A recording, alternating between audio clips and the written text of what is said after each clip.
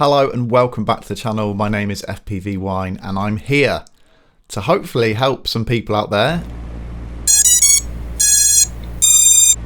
Before we get started, if you do like the content, please give me a like and a subscribe. And if you really like the content, please consider donating to fpvwine@gmail.com and chuck me a coffee, which helps so much. Massive shout outs to FPV Scurvy and Matthew Waite for sending some coffee donations over. So thank you guys, helps a lot. Just check the Instagram, it's scurvy_FPV. I looked on YouTube and I couldn't find any videos. There was like one that I found that was fairly decent that covered the A2 CofC, a UK drone pilot qualification. Now, I don't think from the offset that people need to get this if they are not flying commercially and they don't want to fly over 250 gram drones. There's just not much point. I would suggest doing your flyer ID. You need to do your flyer ID before even going close to the A2 CofC. So that is the first thing. And to start off with, if you're going into the A2 CofC and you wondered what it was like, well, it's a little bit like the flyer ID task that you have to do. I think I managed to do that in about 15 minutes. It's all generally questions that we should have common sense to. I know some people don't have common sense and that's why the questions are there. But generally speaking, 15 minutes, I did my flyer ID and I have started doing drone flying commercially with my DJI Mini 2.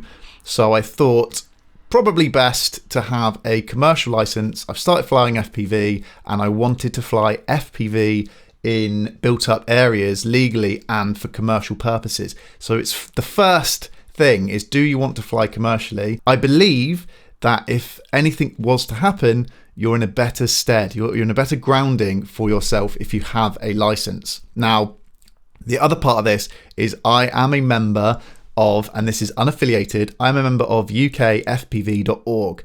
I need to do another video on this because if you sign up to them, you've got insurance and it gives you this separate Article 16. It gives you a legislation that allows you to fly recreationally in parks with friends.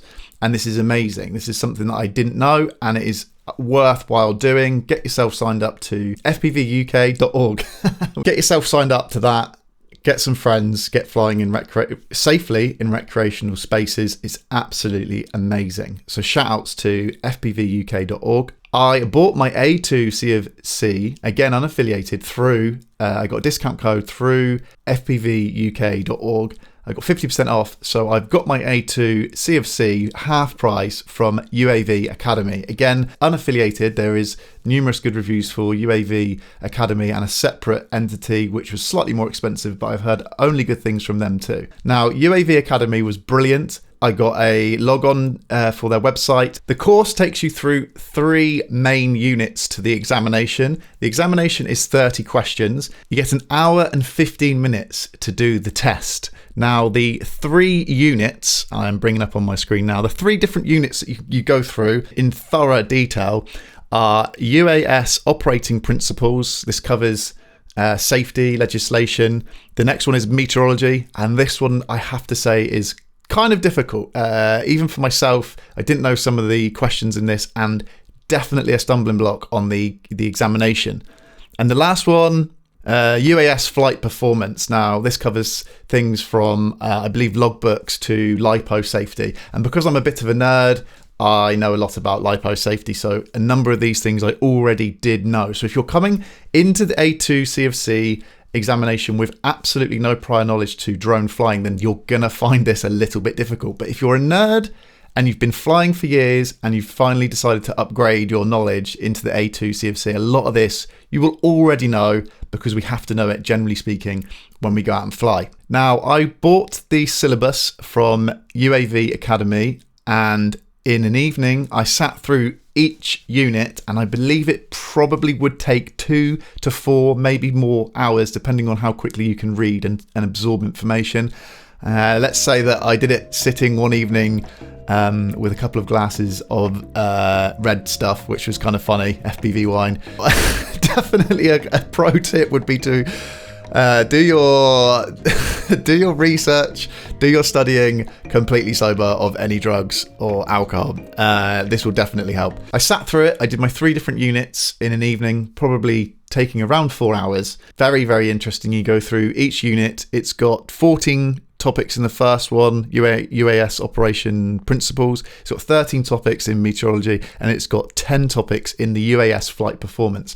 Now, each topic has a number of things to go through. There's also a lot of videos in the meteorology bit about, there's also a lot of videos in the meteorology section from the Met Office, and a lot of it I didn't know, and a lot of it I had to really think about and study. And a note that I would make to people is the amount of acronyms is insane. I was going through it, UAS, UAV, we've got METAR, I'm safe, illness, medication, stress, alcohol, fatigue, eating. These are all things that came up, and I was writing them down as I've got a side note and just trying to memorize as much as I can. And I did slip up on 2 questions in the final examination. So once I'd signed up, you have to give your flyer ID, and you also have to give a Excel spreadsheet, which UAV Academy show you how to set up in Excel with the different tables of what you need to fill out. Fairly easy. I just did the last kind of month of me flying, picked out some key moments, made a little log of that. So you have to submit this log to UAV Academy. You also have to make sure you've got your flyer ID, which is fairly simple to get a hold of. If you've got your operator ID, you just go on. It's free at the moment as of October 2024, just to do your flyer ID. Now, I found the A2 of 2 very much like if you have done your driving license. You have to be 16 plus to do the A2 of 2.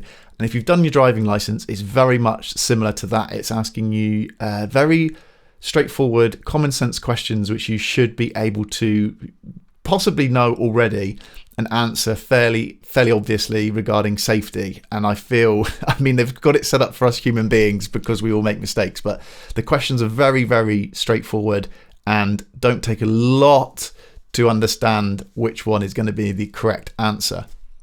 I feel the questions that will have you slip up are things in the meteorology, and also not knowing your measurements. So for instance, flying 120 meters above the ground where you're stood, 400 feet, you can slip up on that one. The other one that's an interesting one, which I didn't know previous to A2 CofC, is over a high building that's over 120 meters, you can go 15 meters above that high building with the building owner's consent. So you have to get their consent first. And that was a question that came up a number of times in my pre-mock exams, in the unit exams. That's something I haven't mentioned. At the end of each unit, you get a revisionary test before you get the mock exam. So you do 3 units, you get your revisionary tests at the end, which are 10 questions that set you up for the mock examination.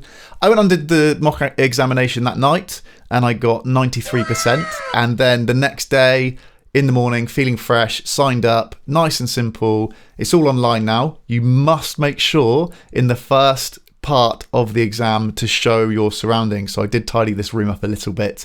I hope that stuff gets deleted after they've signed off, because man, it's embarrassing, this room. But you do have to show your room. I did have my desktop on the desktop. They do say to get rid of any technology, your phones, any other computers. My computer was off, and I hope that was fairly evident in the video that I did of the room. My screen was off, and I had very little stuff around me that I tidied up just previous to the exam. The hardest part of the exam was tidying my room.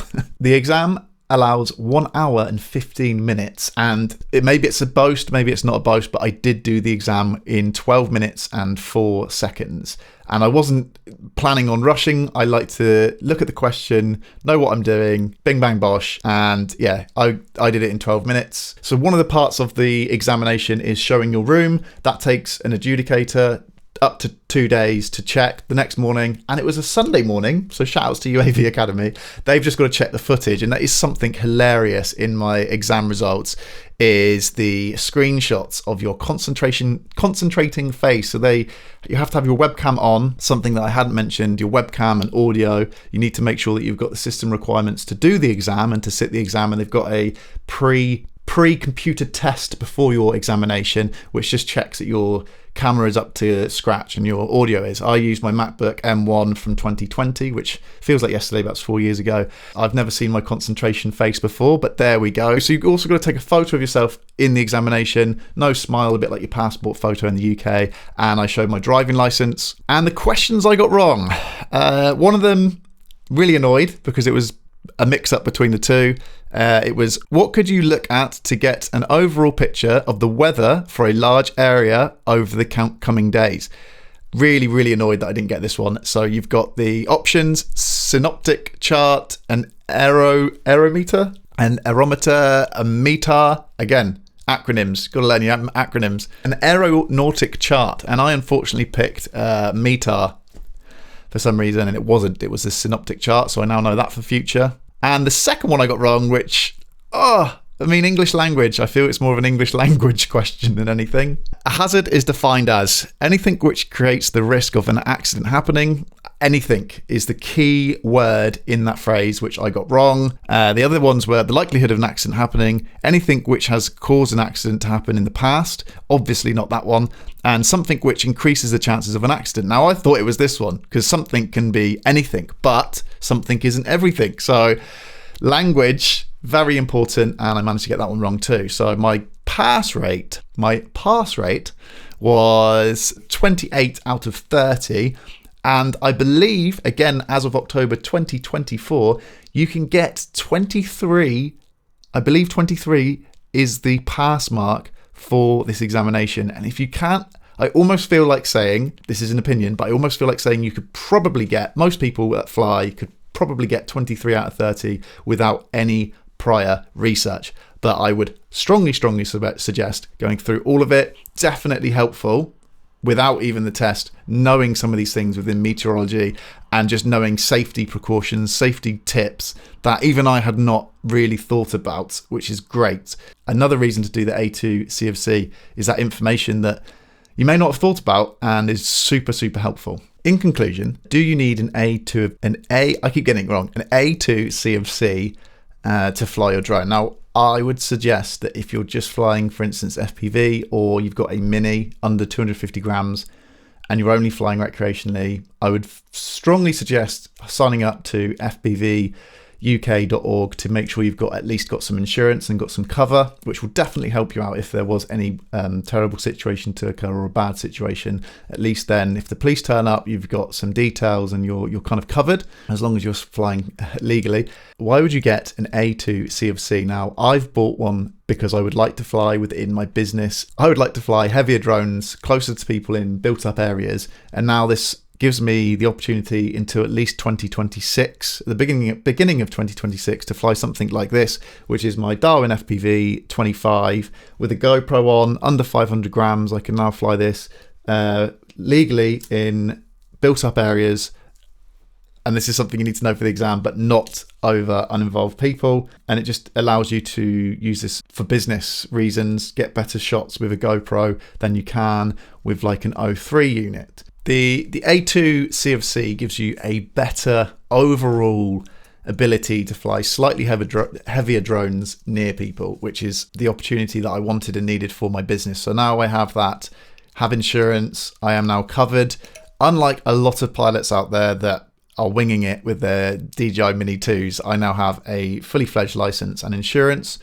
And that's what employers and potential clients would like to and want to see. And that is why I have upgraded to an A2 CofC, and I haven't just left it on the bog standard under 250 grams. I can now fly, I believe, up to 2 kilograms. If you have any questions, leave a comment below. I'll try and answer them. And if there's enough questions and things that I have left out, then I will make a follow-up video, because I just feel that there wasn't a video out there at the point of recording that was extremely helpful. There was one video that I'll link below where a guy did take me through how and what he did, and now I have I'll put it up on the screen, these regulations in the UK, which is fantastic. Hopefully, I need to look up whether the A2 CofC is recognised in other countries, because that will be good to know. In actual fact, I'm going to ask now. Having a quick look up, it doesn't look like the A2 CofC is recognised in any other country. Every country has their own jurisdictions, which is